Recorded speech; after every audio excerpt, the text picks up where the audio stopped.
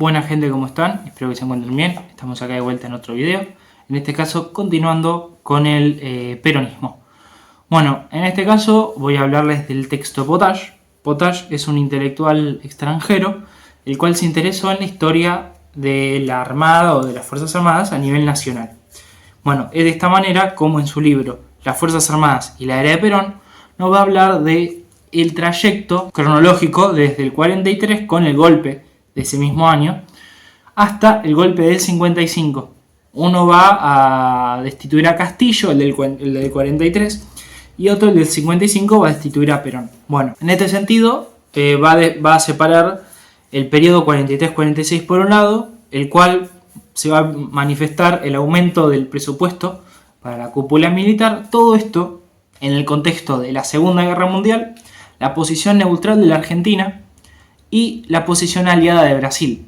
Esto nos permite decir, en pocas palabras, que Estados Unidos estaba vendiéndole más armas a Brasil que a la Argentina. Entonces es por esta situación que la Argentina, con temor de que Brasil surja como superpotencia a nivel continental o del cono sur, mejor dicho, comienza a aumentar el presupuesto militar, comienza a comprar armas de otros lados. Y en este sentido, este ejército se caracterizó por estar dividido en dos grandes áreas de pensamiento.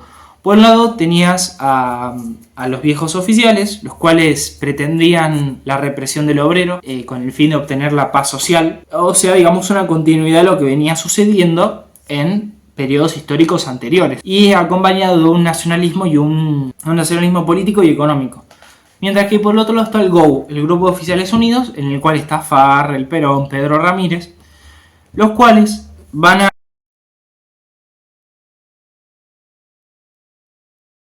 La diferencia radica en que nosotros contamos con un plan de industrialización. Y eso es precisamente lo que les pica a nuestros amigos del norte, incluso algunos dentro de nuestro propio territorio que están acostumbrados a rendirle pleitesía al extranjero, denostando a los criollos. Ahora, nuestra defensa consiste en crear una industria nacional. Y no me refiero a cualquier industria. Me refiero a la siderurgia, a crear una flota marítima propia. E incluso un sistema de transporte nacional que responda a nuestros planes y no a los intereses de industrias extranjeras. A compartir este nacionalismo a nivel político, económico, pero van a chocar con los viejos oficiales porque estos van a proponer una medida mucho más pacífica en contra del obrero o para generar la paz social y evitar una revolución social, como lo va a hacer el dar derechos laborales, dar legislaciones laborales, etc., ¿no? En un principio va a triunfar el ala más de los viejos oficiales y luego va a triunfar el GO, digámoslo de esa manera. Es importante a destacar, ¿no? ¿Por qué? Porque esta división interna va a provocar los recambios presidenciales de facto. ¿Por qué? Porque en un principio estuvo Rawson de presidente, el cual era parte de estos viejos oficiales. Bueno, es depuesto y se instaura Pedro Ramírez. Pedro Ramírez va a tener una posición neutral. ¿Por qué? Porque básicamente el GO, en especial, tiene una posición neutral por un gran conjunto de situaciones. Por un lado, porque el ser neutral significa que puedes comerciar con más países, digo. En vez si sos aliado o del eje, puedes comerciar solamente con las potencias del eje o con las aliadas. Y además también porque la Argentina tenía un lazo muy característico con los alemanes. ¿Por qué? Porque durante mucho tiempo los alemanes formaron al ejército argentino. Esa admiración que existía también hacia el fascismo, esa forma de liderazgo que existía, que también no existía la oposición o esta posición neutral, digámoslo de esa manera. Que los países que no poseen poderío bélico ni económico, a esos países les da exactamente lo mismo quién triunfe en esta guerra de imperialismos, si los democráticos o los totalitarios. Mire, yo no paso por alto nada, mi amigo. Ni las actitudes agraviantes de unos, ni las proclamas libertarias de otros. Mire, amigo, Estados Unidos no ha sido ni será económicamente amigable. Los lazos que nos unen a Inglaterra son inquebrantables. Les proveemos el 40% de la carne que consumen sus tropas en el campo de batalla y se la damos a fiado. ¿De qué valdría que nos uniéramos a la causa aliada y por otro lado le retaciemos el alimento que consumen sus tropas en el frente de batalla? Es por la situación de que Pedro Ramírez, por la presión de los Estados Unidos, le declara la guerra a la Alemania nazi en el 45 y se realiza el cambio presidencial y se instaura a Farrell. Con Farrell es cuando sucede el empoderamiento de Perón hasta el punto que es elegido vicepresidente, lo cual nos permite decir que además él poseía el puesto de secretario de Trabajo y ministro de Guerra. Es de esta manera que en este gobierno de Farrell va a suceder el famoso 17 de octubre, el cual no voy a profundizarlo ahora, hay otro texto que lo profundiza, el cual, por decirlo de una manera, fue un intento por parte de los viejos oficiales de sacarse de encima a Perón.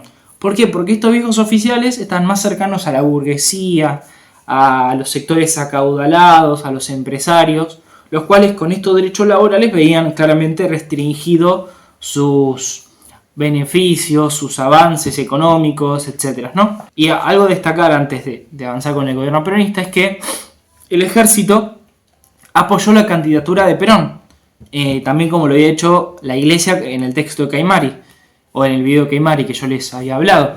¿Por qué? Porque básicamente la Unión Democrática, que era la opositora, o el partido opositor al Partido Laborista, Perón estaba en el Partido Laborista, la Unión Democrática lo que proponía era el enjuiciamiento de los golpistas o de los militares que habían realizado el golpe. Es de esta manera que los militares van a apoyar a Perón, también porque Perón viene de ese palo. Perón es militar de formación. Él se fue como convirtiendo en la política, etc., ¿no? Entonces, es de esta manera que avanzamos hacia el primer gobierno peronista. Bueno, en el primer gobierno peronista, el cual lo podemos ubicar en una subperiodización, tanto el primero como el segundo, en lo que es el periodo 1946-49 y el otro 1950-1955.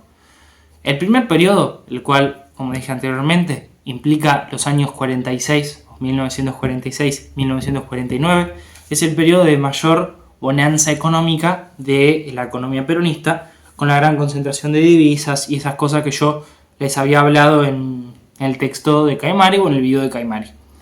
Bueno, en este sentido, lo que va a hacer Perón en este primer periodo va a ser aumentar el presupuesto militar muy considerablemente. Se va a aumentar la compra de productos militares, aviones, armas. Por ejemplo, va a surgir el proyecto de una siderurgia con el fin de poder producir metal a nivel nacional, por ejemplo. Va a existir también la presencia de militares dentro de lo que es el Gabinete Nacional, como cuestión destacada. Va a existir además, y esto es muy, muy destacable, la profesionalidad del ejército. ¿Por qué? Porque básicamente en periodos previos lo que había sucedido es que los estados se interponían en el ámbito militar, ascendían a quienes estaban más cercanos a su figura, jubilaban o retiraban forzosamente a figuras que estaban en su contra, lo cual en este primer periodo peronista no se va a visualizar.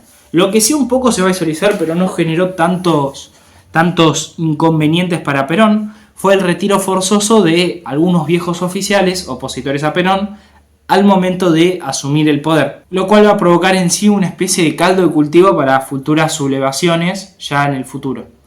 Y luego va a estar el caso de que el mayor aumento de presupuesto se visualizó en la armada y en la aérea y no en la marina. Eso también, que estas son las tres fuerzas, ¿no? Que tenemos acá en Argentina.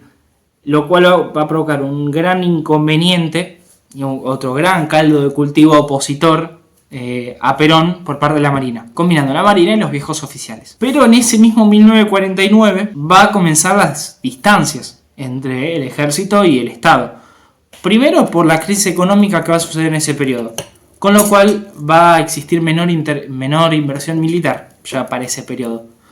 Por otro lado, se va a visualizar el gran avance en censura de Perón, también va a provocar un poco de inconvenientes en las cúpulas militares, y después por la Constitución de 1949, la cual proponía un avance muy presente de la peronización. lo cual ellos sentían que ya les iba a llegar a ellos, básicamente. Y también algo que molestó mucho fue el rol de Evita, la cual, acá tengo una imagen, acá está la imagen en cuestión, bueno, ahí se puede ver a Evita, acá es esta. Bueno, esta es una imagen en la cual está en el Vaticano, ahí se puede visualizar la Guardia Suiza, muy característica de este país, sí, porque el Vaticano es un país, pero bueno, ahí está Evita, básicamente, para que, bueno, podamos ver también un poco de imágenes por fuera de las que agarro de internet. Es de esta manera como pasamos al siguiente periodo, que es el periodo 1950-1955, en el cual va a existir la peor relación de Perón y el ejército. Gracias a que primero se va a comenzar a peronizar a las Fuerzas Armadas, en el sentido de que se va a comenzar a enseñar como cátedra de la carrera militar la doctrina nacional o la doctrina peronista, en pocas palabras. Y también ya el Estado va a empezar a meter mano en el ejército al ascender a personas cercanas al peronismo o al proyecto peronista. Además también lo que va a suceder es un conjunto de medidas políticas y económicas que va a tener Perón que van a provocar el enojo del ejército, como puede ser la apertura a los capitales extranjeros, lo cual va a provocar el claro enojo del ejército, porque básicamente, como mencionábamos anteriormente, el ejército tiene una idea nacionalista económica. En este sentido, con esto lo que se evitaba era la soberanía sobre nuestros recursos, en pocas palabras. Entonces, es por esta situación que el ejército va a empezar a separarse un poquito del Estado. Y por el otro lado, con el avance muy presente, muy conflictivo, a nivel legal, a nivel físico, del Estado contra la Iglesia, siendo la Iglesia una institución que caló hondo en el ejército y tenía grandes relaciones, tal como lo fue el periodo 43-46, ya visto, que lo mencionamos acá, y con Caimari. Entonces, es de esta manera como van a surgir diferentes tipos de sublevaciones en contra de Perón. Se van a visualizar en 3 años diferentes. Primero en el año 51, 1951, año en el cual Menéndez, un viejo oficial retirado forzosamente por Perón, el cual era opositor al proyecto peronista, va a intentar conciliar con Lonardi. Lonardi era otro militar, el cual era antiperonista, pero en este sentido Lonardi y Menéndez van a tener una diferencia muy muy clave o importante. ¿Por qué? Porque Lonardi era una figura antiperonista, pero no de la ideología, sino de Perón. Lonardi no le gustaba la figura de Perón. Decía que era un autoritario, que era un dictador, que era un fascista. Pero él decía, yo estoy a favor, o decía como que le gustaba la doctrina peronista, en el sentido de el dar derechos laborales a los obreros, asegurar la paz social mediante eso, la Constitución de 1949, estaba a favor de ellos. La Constitución de 1949 fue la que se instaura con Perón, en pocas palabras, para que quede claro.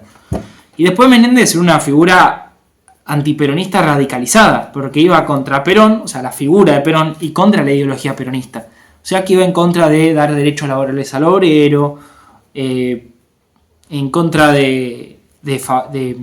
mejor dicho, a favor de reprimir al obrero, entre otras, ¿no? Entonces es en este sentido que Lonardi se separa del proyecto y Menéndez se manda solo. Es derrotado por Oviedo y a partir de este momento se instaura el estado de guerra interno a nivel nacional, con lo cual el Estado está habilitado para meter preso o encarcelar a la persona que quiera sin juicio previo. Y además el Estado va a empezar a profundizar su presencia en el ejército, con la destitución o el retiro forzado de figuras que habían participado activa o pasivamente en esta sublevación. Pasivamente en el sentido de que no habían opuesto resistencia. Y esta situación se va a manifestar tras cada intento de sublevación, básicamente. El siguiente es en el año 52, el cual lo va a realizar alguien llamado José Suárez, el cual va a fracasar, básicamente. Y en el año 55 van a suceder 2 sublevaciones. Una en junio, en la cual fue liderada por un tal Calderón López, no recuerdo el nombre, es el apellido, de la Marina. Recordemos que la Marina fue una gran opositora a Perón, porque no había recibido tanta inversión en comparación con la Armada y la Aérea. Entonces, este Calderón López pretende el apoyo de la Armada, pero no lo va a obtener. Pero sí va a obtener apoyo de la aérea. Pero este levantamiento de junio del 55 va a terminar fracasando. ¿Por qué? Porque básicamente el Estado peronista había desarticulado un foco de sublevación y además lo que va a existir es el famoso bombardeo de la Plaza de Mayo. ¿Por qué? Porque básicamente se debió a una falta de comunicación entre la Marina y la aérea. Y la aérea decidió como sacarse de encima el problema y decir, bueno, bombardeo la Casa Rosada y mato a Perón de una, digamos. O sea, en criollo dijeron eso. Y finalmente lo que había sucedido es que se había previsto esta situación y Perón es resguardado en el Ministerio de Economía, justo enfrente de la Casa Rosada. Esto provocó el bombardeo tanto de la Casa Rosada, de la Plaza de Mayo y alrededores. Y acá justo tengo una imagen que, bueno, el nombre es titulado El bombardeo de la Plaza de Mayo y fue sacada por José Elías Sánchez de la colección Jorge Sánchez. Que bueno, también acá otro nombre que tiene es Vehículos en Llamas, Paseo Colón y Alsina. Bueno, por un lado está esta imagen, esta parte, que bueno, ahí se puede ver básicamente autos en llamas. Acá como se ve, este es un auto en llamas. Acá se ven en el piso todos escombros, vidrios rotos, etcétera. Como también acá se puede ver un autobús, un micro, un colectivo muy chiquitito acá, ahí. Y acá hay otro, que de hecho está la historia o la situación en la cual se había bombardeado un micro con niños que iban de excursión allá por la Plaza de Mayo. Entonces lo que se ve es esto, es la totalmente destrucción de la Plaza de Mayo, de la Casa Rosada y alrededores. De hecho acá hay otro auto en llamas que recién lo vi, es este. Se ve, esto es el fuego y acá está el auto. Que bueno, provocó esta situación, ¿no? Ya para más luego, en septiembre, se ponen de acuerdo las tres armas, la Marina, la Aérea y la Armada, y deciden realizar el golpe definitivo. Y en este sentido, por parte de la Armada, lo novedoso es que se incluyó a Lonardi, mejor dicho, y a Isaac Rojas. Lonardi e Isaac Rojas iban a ir desde Córdoba hasta Buenos Aires para tomar el poder, y la Marina iba a bloquear el puerto de Buenos Aires y amenazó con destruir las destilerías de La Plata y de Bursaco si Perón no dejaba el poder. Definitivamente, o al final, Perón va a terminar dejando el poder y se va a terminar exiliando primero a Paraguay, después va a llegar a Panamá, y de Panamá se va a Madrid, a donde va a estar exiliado hasta el 73-74, más o menos, en Puerta de Hierro. Y acá hay una imagen en la cual se ve a Perón subiendo a... Bueno, dice leo lo que dice la cita. El 20 de septiembre de 1955, Perón se refugió en un buque de la Armada paraguaya. Luego partió al exilio en Asunción. Bueno, ahí se ve justamente a Perón subiendo a este barco que lo iba a llevar hasta Paraguay. A ver, más cerquita. Ahí la dejo unos segundos. Y ahí, bueno, ahí se ve a Perón en el buque. Así que, bueno, ahí eso es lo que va a provocar después lo que serían los gobiernos militares y las democracias débiles, que se van a continuar en todo lo que resta del siglo, hasta más o menos el 74, que cuando retorna Perón, y después la última dictadura militar. Así que nada, espero que les haya servido el video y que les haya gustado. Así que nada, espero que les haya gustado y bueno, nos vemos en próximos videos. Hasta luego.